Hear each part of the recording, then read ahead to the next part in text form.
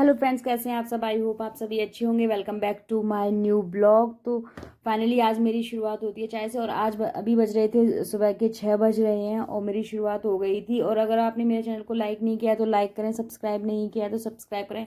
और now come back to study. आए हम यहाँ पे स्टडी आ गए थे, और आज जो डे है वो डे 18 है।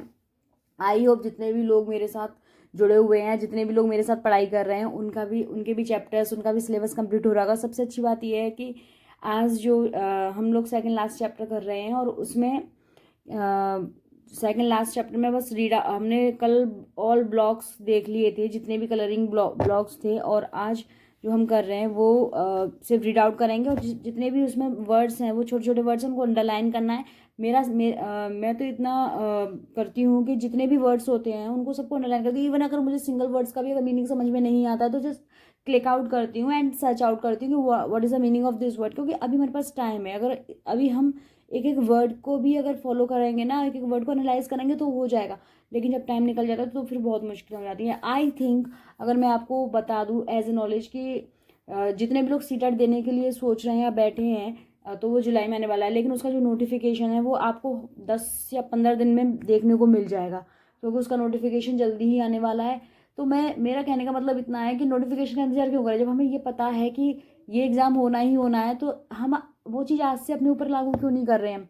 जो जितने भी हाउस वाइफ हैं जो ये सब सोच रही हैं कि हाँ हम टाइम निकालेंगे और करेंगे, और नोटिफिकेशन आ जाए उसके बाद करेंगे, तो ये सब चीज़ें सोच क्यों नहीं है। अरे आप अपना बुक्स उठाओ, अगर आपको करना है रियल में तो आप अपनी बुक्स उठाओ, स्टार्ट कर दो।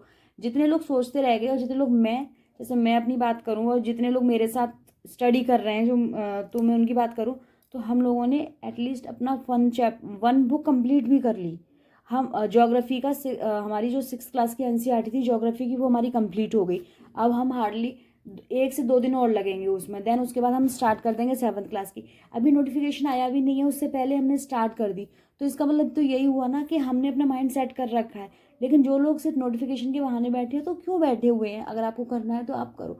अभी से थोड़ा थोड़ा करोगे ना तो बूंद बूंद से घड़ा भर जाएगा, यानी कि बूंद बूंद से आपका सिलेबस कंप्लीट हो जाएगा। फिर एक साथ सारी चीज़ें आ जाती हैं, कोलैप्स हो जाती हैं, बर्डन हो जाता है, प्रेशर हो जाता है, तो फिर बहुत मुश्किल हो जाता है। तो वो चीज़ें फिर नहीं हो पाती हैं। और मेरे साथ तो एज यूजल इतनी प्रॉब्लम्स है। लेकिन कल हम ऑलमोस्ट मेरे प्रेगनेंसी को 5 मंथ्स हो चुके हैं, तो आई थिंक हमने डॉक्टर से अपॉइंटमेंट लिया है, तो हम जाएंगे। जो भी लेवल 2 का कुछ अल्ट्रासाउंड वगैरह होता है, तो उससे पहले वो कराना है, और देन डॉक्टर से मिलना है। तो वो सारी चीज़ें हम अभी अपॉइंटमेंट लिया है। बाकी मैं बताऊंगी नेक्स्ट कब जाना, क्या कैसे होगा। यहाँ पे now come back to study.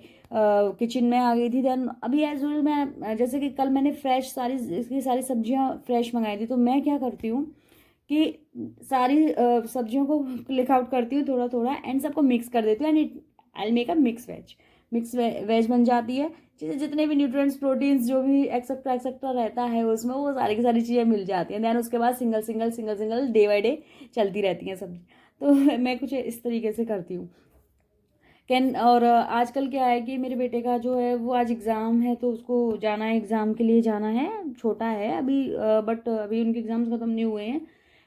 तो अभी उसको आज उसका एग्ज़ाम है, तो मैंने सोचा कि कुछ थोड़ा उसको लिए हेल्दी सा बना देती हूँ। तो यहाँ पे वो एक ब्रेकफास्ट करके चला जाएगा। थोड़ा टाइम मुझे उसको भी देना पड़ता है, क्योंकि बच्चे नहीं करते हैं, बैठना पड़ता है उनके साथ, जितनी भी उनका जो भी कंटेंट रहता है। अगर नहीं आता तो फिर वो भी बच्चा फिर अपने आप को इन्फीरियर फील करे, तो वो भी अच्छा नहीं लगता है। तो उसके साथ बैठना पड़ता है, क्योंकि उसके सहारे तो जो एक बच्चा है, जब तक वो अपने सेल्फ नहीं हो जाता, उसका सहारा उसके पेरेंट्स होते हैं। लेकिन अगर मैं अपनी बात करूँ तो मेरा सहारा कौन है। मैं अगर दूसरों को अपना सहारा बना के बैठी हूँ तो ये मेरी गलती है, क्योंकि मैं कर सकती हूँ, मैं सेल्फ हो सकती हूँ। तो हम क्यों अपने सहारे ढूंढने की हमें ज़रूरत नहीं है, हम खुद अपना सहारा बन सकते हैं। तो मेरा बस कहने का मतलब ये, जितने भी हाउस वाइफ हैं वो क्यों किसी के ऊपर डिपेंड है, छोटी से बड़ी चीज़ों के लिए क्यों किसी के ऊपर डिपेंड रहना। माना कि सबके हस्बैंड, सबकी फैमिलीज करती हैं, बट आई थिंक मुझे ऐसा लगता है ना कि हर एक चीज़ को करना इट इज़ नॉट पॉसिबल। कि हमें भी खुद गिल्ट लगता है बताने में, हर एक चीज़ के लिए 1 रुपये से लेकर के 1,000 तक के लिए मांगना थोड़ा अजीब लगता है। तो इससे बेटर होगा ना कि खुद अपने आप को सेल्फ करें, अपने ऊपर डिपेंड हो, अपनी ज़रूरतों को खुद पूरा करें, अपनी नीड्स को खुद फुलफिल करें, तो ये अपने लिए ज़्यादा होगा ना, अपनी खुद की सेल्फ रिस्पेक्ट होगी। नहीं तो अदरवाइज़ वही घर घर में और दूसरों के ऊपर डिपेंड होना, देन अपनी आधी से ज़्यादा 90% इच्छाओं को इंसान दबा लेता है, जो इम्पोर्टेंट होती हैं वही बस होती हैं। तो वो सब चीज़ें नहीं करनी है। जितने भी लोग सोच रहे हैं पढ़ने की, वो खड़े हों और अपनी पढ़ाई स्टार्ट करें। और मैं तो बस यही कहूँगी। और यहाँ पे मेरा thank you for watching my video. जय माता दी।